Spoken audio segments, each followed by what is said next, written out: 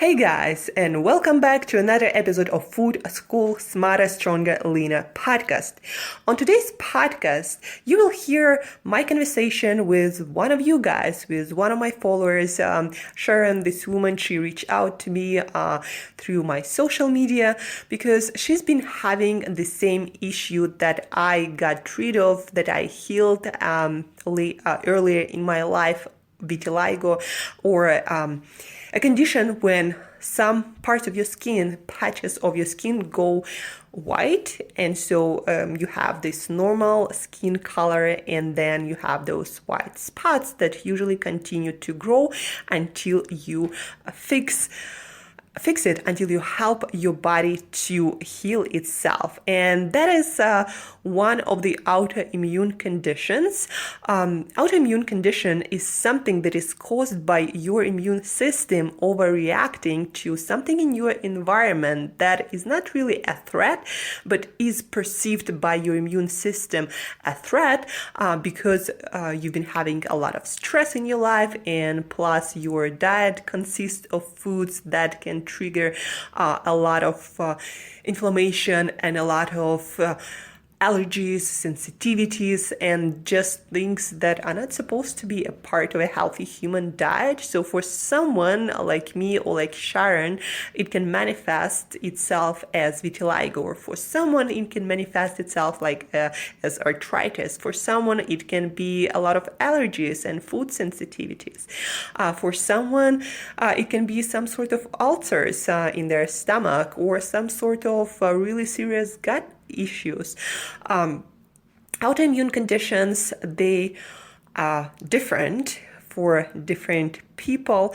Nobody's sure why certain people have certain kinds of autoimmune conditions, but the cause of most of them is unmanaged stress, plus poor lifestyle and poor diet that has a lot of foods and different chemicals and additives that trigger your immune system even further to overreact to something that might not be that harmful, but is harmful because of your stress and because of overexposure to certain foods that are not beneficial to human health long term and in big amounts. So on this podcast, we are talking about what actually a healthy diet is, and what is advertised and marketed as a healthy diet that a lot of you might be trying to do, and how that diet is not actually healthy, and a lot of you might be trying to eat healthy but doing all the wrong things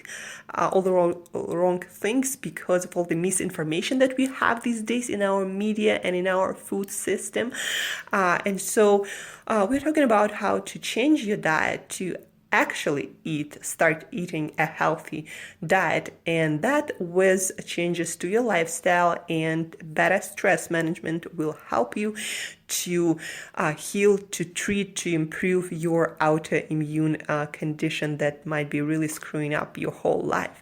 So tune in, guys, and if you have any questions for your personal life and health journey, feel free to reach out on any social media, and any feedback you have, feel free to give it to me, reach out, ask your questions, and start eating and living healthier, because that will improve the quality of your life in all areas of your life. So without further ado, let's enjoy this conversation. I really thought that I was eating healthy, with all the different grains and oats. But after reading the book, I realized that I was not eating healthy. And my son actually wrote an exam a few months ago, but preparation to that, I was eating a lot of, because I was stressed, I was eating a lot of sugar, popcorn, oats. In between, I was having my healthy stuff, which I realized now from reading the book, it's not healthy. And my vitiligo just went crazy. Initially, when I got it 5 years ago, I just had a few spots, but over the last few months, it's spread. So it's like 30% of my body, but it's like I have spots like all over. It's not exactly in one spot. Yeah, I mean, when I had it, my spots were usually where my joints were. So I had on knees, my ankles. I also had on my elbows and my back along the spine.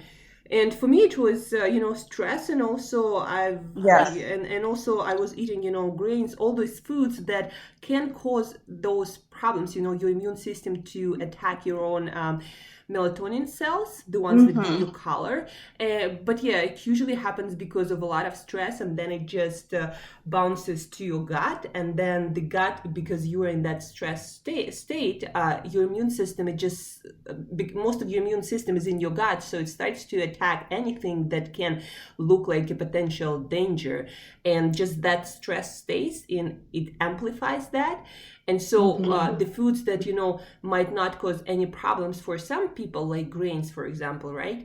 Even though it's Mm-hmm. still very questionable foods in a healthy human diet, but still, those foods do not cause that kind of problem in a lot of people because they might not be in that stress state. And also, different people have different issues. Like some people, they get vitiligo, and some people get something else. Some people get Mm-hmm. arthritis. So um, yeah, and I'm not sure why is it exactly, but that just what happens, and what happened to me too.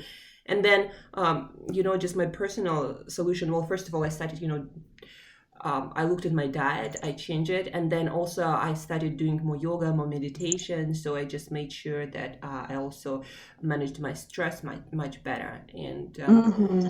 it all worked, the best when I was doing it all together. And once I was like 100%, and yeah, then So how long did that take you from the point that your spots was coming in to actually getting rid of them? the whole thing probably took me about a year, maybe year and a half. But that just because because of the experiments. Like if I had this book back then, Right. I would be in much better like place. But back then there was nothing, so I had to basically Yes. Yeah. experiment a lot. Did you get the vitiligo on your fingers as well? Yeah, I did. You did. Wow. Okay, because I know that's definitely the hardest part of your body to get rid of. So that's wonderful that you were able to fight through that and be able to repigment. Yeah, I think it's not the hardest. It just once the process starts, then your Mm-hmm. body is basically starts to heal itself everywhere. But yeah, so yeah, ask me about anything, any Okay, questions so about the for the diet. last week, I have been looking at videos, I've been reading the book. So I have some questions. They may be rhetorical in some cases, and I know you have explained this, so just bear with me. Yeah, sure. So one of the things that living in Trinidad, we don't always get pastured meat or eggs. I will probably quicker get organic vegetables, meat, or eggs. I know from the book he wanted his clients to at least stay away from these things for most part, at least up to 6 weeks.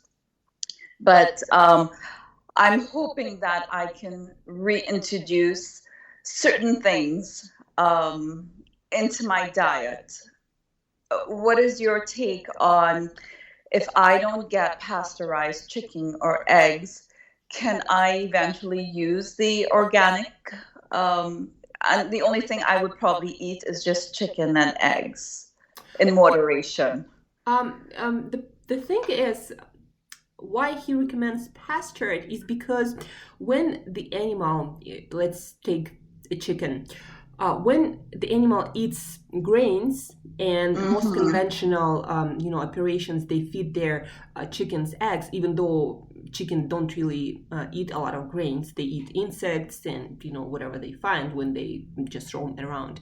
But Mm-hmm. when they fed grains, some of that, what they eat, it stays in their system. And so when you eat the meat or the eggs that were, out of this animal that was eating grains, then you get some of that too, and that can prevent you from recovering. Like it might be okay for some people, but it might be not. That's why, especially at the beginning, you want to avoid it as much as possible. And Okay. usually what I recommend to people is to stick maybe to fish also for a while, and seafood, because they do not eat grains usually. Right. And so try to maybe get like organic fish, fatty fish, and eggs also, like Well, maybe quail eggs, duck eggs. Those are usually much better quality, and they're not fed as bad as chickens. yeah. Unfortunately, we're very limited of imported stuff that we get here, and I know that we don't have a standard in terms of what they may feed our chickens or Hmm. cows. I have seen in the grocery that they would have grass-fed beef. But of course, I want to stay away from those things at least for the next 6 months. As you said, and you recommended that I should probably have the fish or seafood. And I just But want to also, say, I yeah, explore some local farms, like maybe Google, some farms of local people yes. who have their own, chickens or meats, and usually they have much better deals, and it's much cheaper also, and it's much of a better quality. So that might be another option for you. Yes, definitely. But what I want to ask you, because for the last week I've been eating salmon, whitefish, shrimp. Hmm. Um, I'm not exactly sure where it comes from now. I'm reading on the package because I know when they are, how would they say, homegrown, and not from directly from the sea, they may be giving these fish or shrimp or salmon. Um, I'm not sure what they would feed them, but I still think it's a lot better than what I was eating before. So I'm hoping that that's okay. That might be, so for now, just stick, to organic and the best quality you can find, and for the vegetables, Mm-hmm. and your meats, and eliminate completely, grain products and sugars and all of that other stuff. So, and see how it goes for you. And also, I would highly suggest to add as much as possible fatty fish, because omega-3 fatty acids, and by fatty fish I mean, salmon, but also sardines, anchovies, herring, the smaller fish. Omega-3 Mm-hmm. fatty acids, they're very important for cell communication, and they are also Oh, anti-inflammatory. So when you get a lot of them in your system, your body as a whole starts working better. Um, so maybe, consider also getting some good quality omega-3 or fish oil supplement. okay. So let me write that down. So omega-3 Hmm. and fish oil. That's Would that be? sometimes they say on the package like omega-3s or fish oil, because it comes from fish oil. So Would you recommend the krill? yeah, that's even better actually. Okay, so that's better. So I can probably do, I normally would have cod liver oil. Yeah, that's an Um, amazing, keep taking it. That's also an amazing supplement. It's also great, vitamin A, vitamin D. okay, so what I'll probably do is do a combination of the omega-3 and the krill Yeah, together. that's good. Um, for sure. Next question. Well, when I initially texted you, I would tell you that I was doing my smoothies with bananas, and I know the book said no bananas unless it's green. Can I eventually, after a few months, if I'm making my smoothies, my spinach smoothies and celery smoothies, can I add just probably quarter of a banana in it, or you just don't recommend I that would I do it? suggest stick with berries instead for now, until you, stabilize and get better, and ideally get rid of vitiligo. So I would, add maybe some frozen raspberries or blueberries or something like Okay, that. but I know they said blueberries are one of the things that would promote depigmenting in your skin. So would that still be okay for me just to probably have a handful of blueberries in my smoothie? I don't remember they saying that that would promote the big. They actually look Yeah, really good. yeah, I read somewhere, and not, it wasn't just one article, it was a few articles that I read that things like pears and blueberries,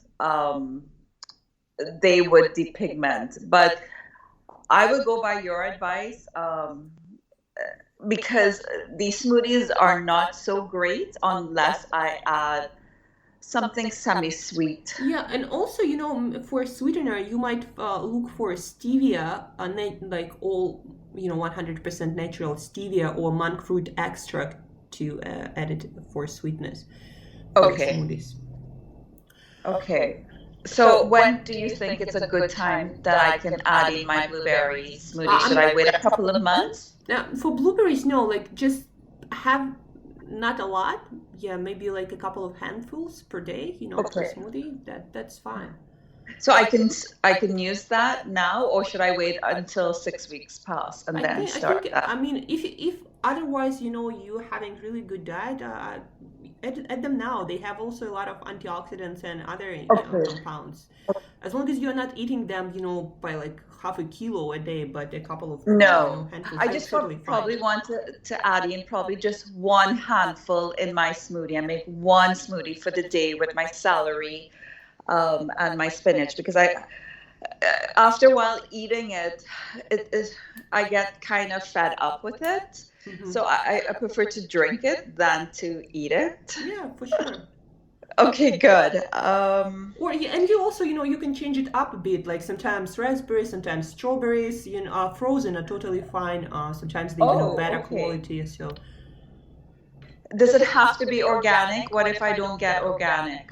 for berries, I would recommend organic because if they spray them, on the top, and you don't really get it out ever. Okay. So go for frozen. They're usually cheaper, but organic. Mm-hmm. Organic. Okay, sure. Let me see my next question. Okay, so you answered. So can I have like 2 servings of fish for the day, like for my lunch and dinner, because there's really not much I can eat.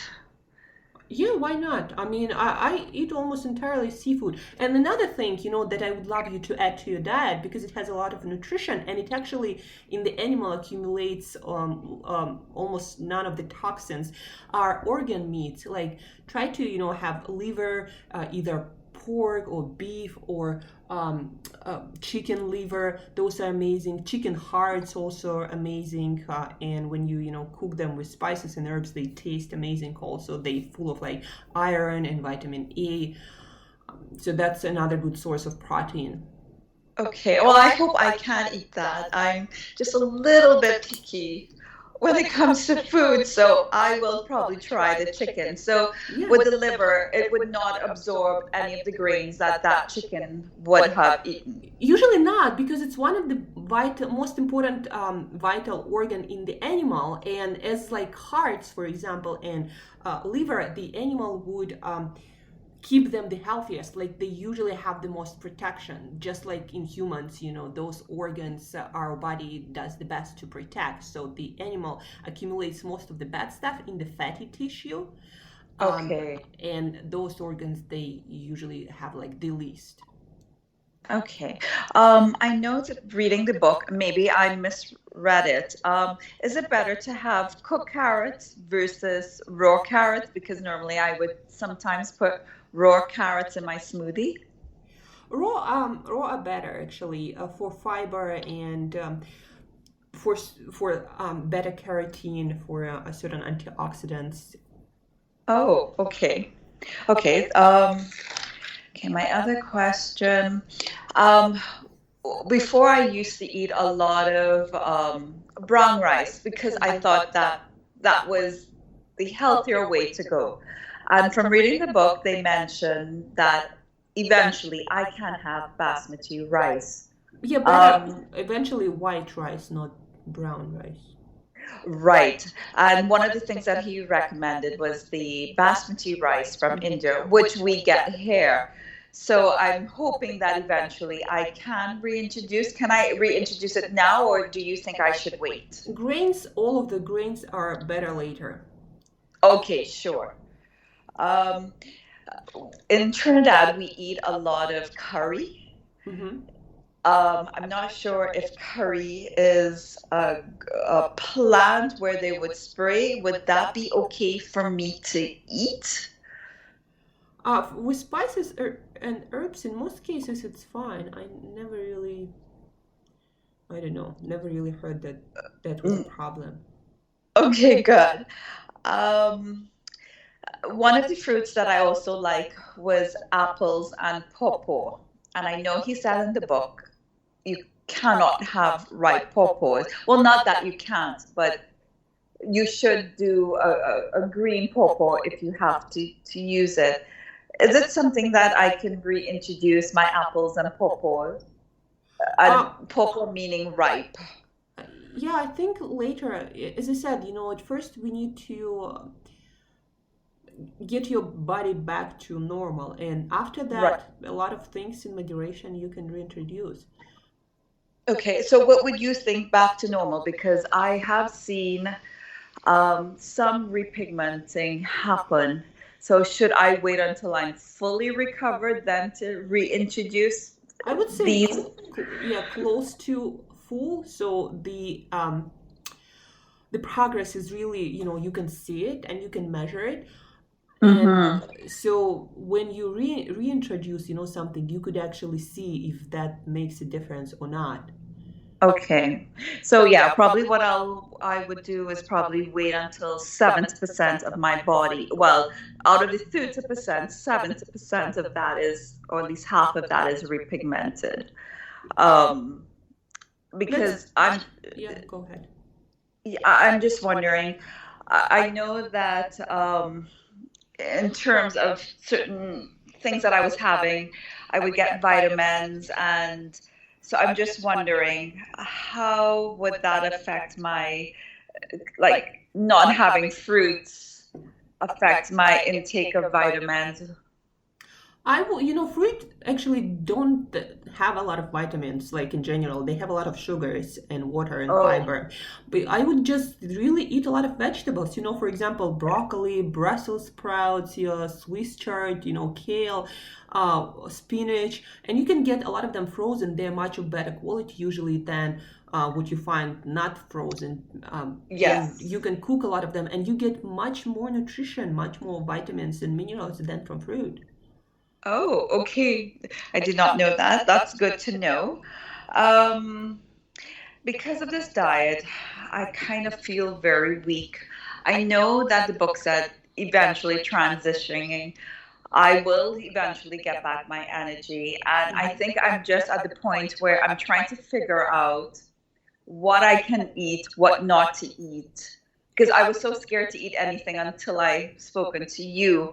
So, so you have put a lot of things to ease. So I think from tomorrow I will go to the grocery and be able to choose wisely, because I still wasn't too sure. Yeah, and also, if you have like a quick question, also feel free to reach out. And in terms of, feeling weak, I would send you a couple of supplements to get for minerals because those play an important role in energy production. So if you're not getting them, and a lot of us actually deficient in them, then you might be low on energy. And then also, I would suggest to get things like, olive oil, coconut oil, ghee, so avocados and olives, and also some nuts and seeds, that are from the book that are approved. Because you need a little bit more energy, and so proteins and Hmm. vegetables, they're not as rich in energy, so you want to give your body a little bit more fats so you actually Hmm. have that energy. So how should I take these different oils? Should I cook Cook them in them, yeah, food? cook with them. Okay, okay. So just don't put it on a teaspoon or a tablespoon and ingest it like that. I mean, you can with your food, but uh, I sometimes, if you just ingest too much fat, you can go to the bathroom. That just. Right. Yes, I get it. But yeah, virgin, extra virgin olive oil and virgin coconut oil unrefined, so they're amazing. They also are really great for your health. Like coconut oil, for example, has antibacterial properties. Olive oil is anti-inflammatory, really good for your arteries and heart and gut health. And then nuts and seeds like, macadamia, walnuts, Brazil nuts, pecan nuts, anything except for peanuts and cashews. Well, would you believe that's what I was eating during my time preparing for this exam? I was just having loads of peanuts and cashews when I would drop him from lessons. I would sit in the car and eat peanuts. So now I have actually changed to walnuts and pecans. Yeah, that So happened to me too. I didn't realize how bad that was for my gut. Those foods, peanuts especially, they're very hard foods for your body to digest. Like the proteins and the carbohydrates and fats in peanuts, they just combine that way. They're not that easy to digest for a human body, and especially when we have like a lot of stress, that can really trigger allergic reactions and autoimmune reactions.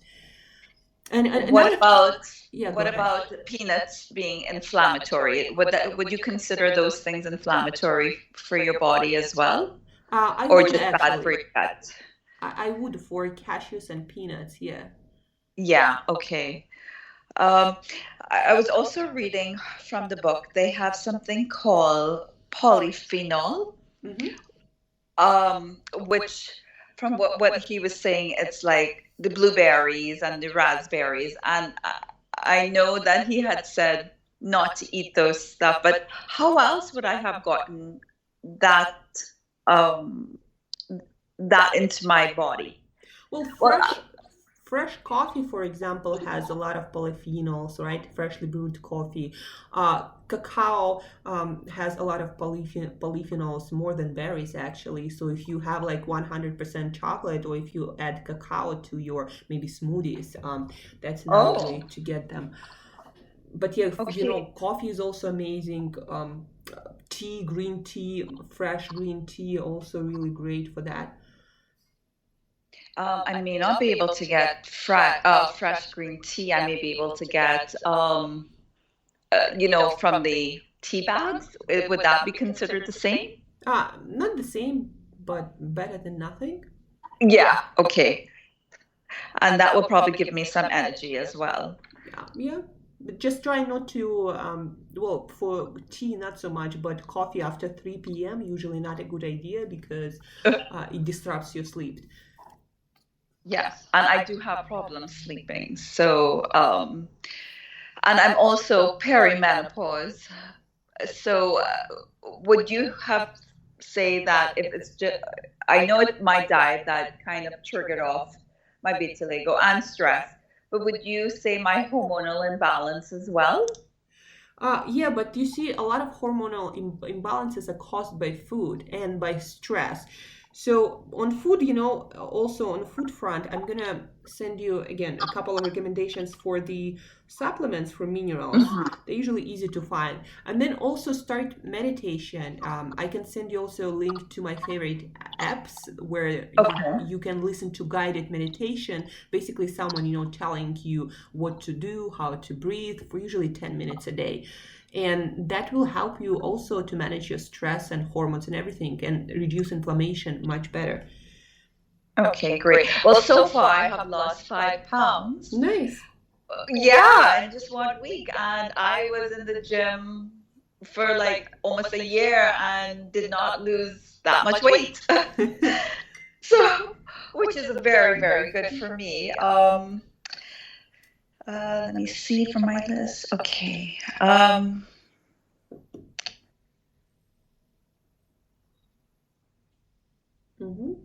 Okay, so you had, well, on my list I had if I could have taken evening primrose, borage oil, flax oil and caliver oil. You did confirm that I can have the caliver oil. What about the others? I know evening primrose and flax oil, they would tell you for a woman that's going through menopause that this is something good to take. What's your thoughts on that? Everything is actually good. I'm not sure how exactly well it works for menopause. But flax oil, I would be careful with that because it's very unstable. It's unsaturated, and I would rather you have flax seeds, grinding them, like in a food processor or like coffee bean grinder. So you make it into a powder and add it to your smoothies that way. Because fats in flax seeds, in whole flax seeds, are much better preserved, whereas flaxseed oil and actually can be pro-inflammatory if not stored properly, and most of it eventually goes rancid or basically bad. Oh, okay.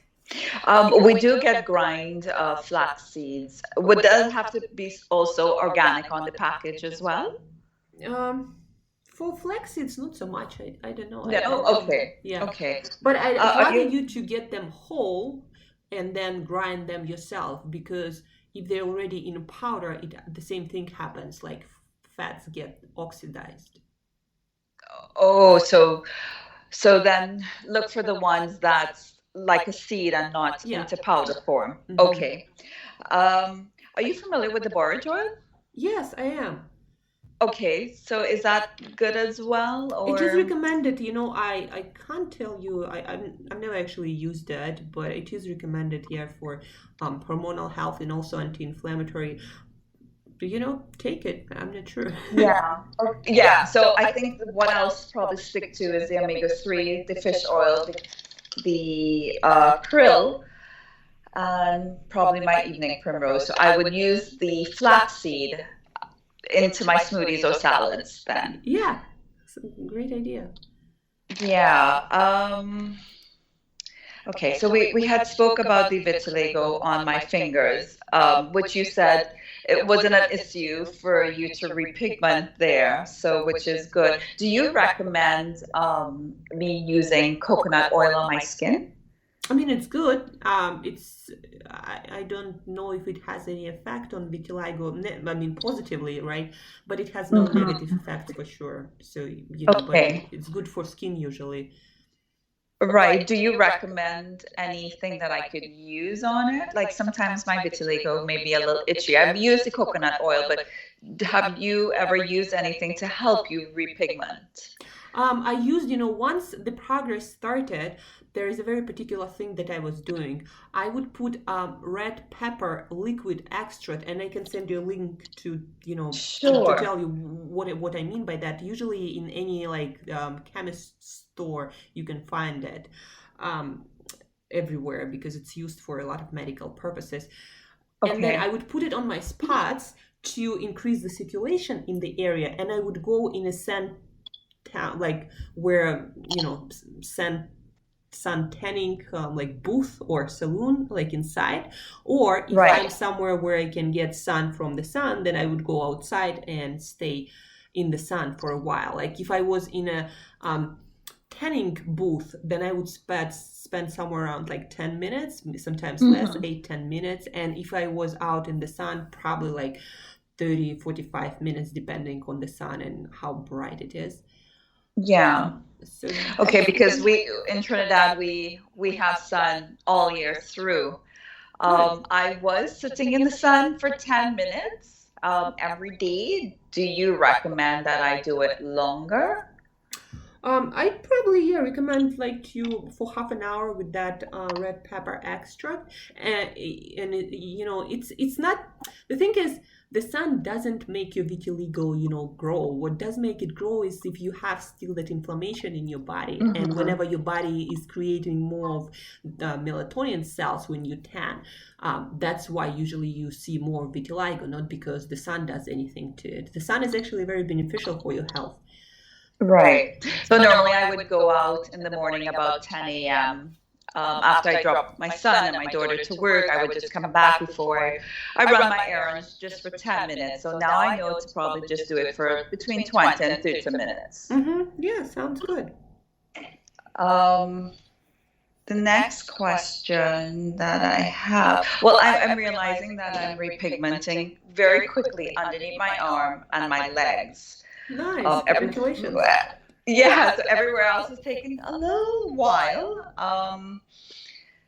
Uh, have you ever used a cream called Protopic? No, never. No, okay. I was also reading, and I'm not sure if I saw it on something that you were using, L-glutamine. L-glutamine, that's for energy production, usually really great for if you're someone who's active and who's training and you're on a low carb diet, like right now you are probably gonna be, so it Mhm. helps to get more energy and feel more energized because your body uses that amino acids to create energy. Okay, so I also purchased, and this was last week, something called glutathione. How does that work in combination with the L-glutamine? Well, it's another amino acid. No, it's a very powerful antioxidant that your body uses to battle like oxidative stress and probably a lot of other functions. But you can just take it with it. Okay, so I can do both. Actually, both are in a powder form. When is the best time for absorption for me to take this? Now, some people are saying before a meal or after a meal or during a meal. What would be your advice on this? I usually take it around my workouts or somewhere around midday. That's just because your metabolism works the best then. But there are no like very specific, like a lot of people take it around workouts just because that's when you need the most energy, and also that's where you kind of create a little bit of oxidative stress, and so people take it. Mhm. But yeah, I would say maybe first part of the day. Right, so in between, so probably when I'm taking my little tan, I could probably have that just You can before I even go add out. it to your smoothie because they're usually flavorless. They are, yes. Okay, and I think that's it for my questions. Do you recommend anything else that I should do? Not for now. What I'm gonna do? I'm gonna send you again a couple of things that I recommend, like some minerals, and then Mhm. also an application for meditation and red pepper extract, the kind that I recommend. And that's it. And then whenever you have questions, you go shopping or something, send me a text and I'll give you advice. Yes, that's wonderful, and you have been. So that's I'm so glad that you have taken the time to do this with me. So I'm My hoping pleasure. to have good news for Yeah. you within the next couple of months. So thank you very, very much. For sure, it's my pleasure. Like I know how it can be very like frustrating, especially for women. We have a lot of like things around our image, like how we look, and Of course. yeah, it can be really disturbing. But so I'm glad to help with my experience. So yeah, Yes. just don't hesitate to contact me when you have small questions here and there, and stick with it. That's the most important thing, and that's when you're gonna I see. will. I will stick to it because I just want to see these spots go and I just want to maintain afterwards. And as my husband told me, it's a lifestyle change. I Yeah. have been eating poorly for the last 46 years. So at least for the next 30 years, I'm hoping that, I will live longer and be healthier. Yeah, that's the ultimate goal. It's like what we all should do, try to be our best to live the healthiest and most, I don't know, energetic and abundant life. Well, I do admire you because I added you on my Instagram and I always look forward to your little talks.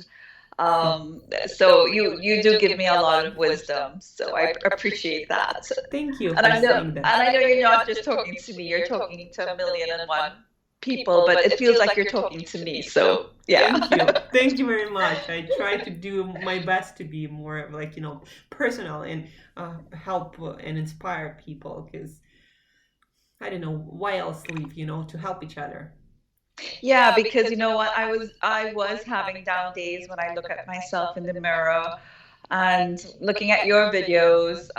It really, really helps. So just want to let you know. So please Thank continue. you. Thank you very much, Sharon. Thank you.